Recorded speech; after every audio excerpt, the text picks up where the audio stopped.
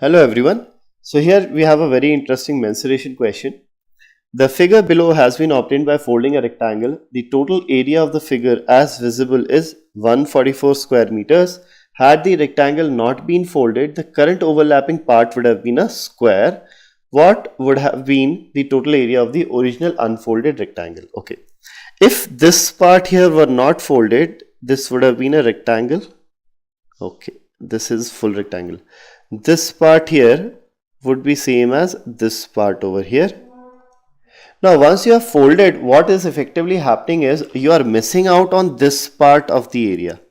You are not calculating the area of this part here, which is going to be same as the area of this part here, because this is a square. This is a square. So you are missing out on this area is already counted, but this area is what you are missing out on.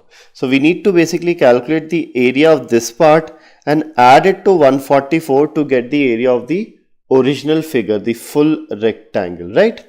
So area of this part here will be same as area of this part over here. And what will be the area of this part over here?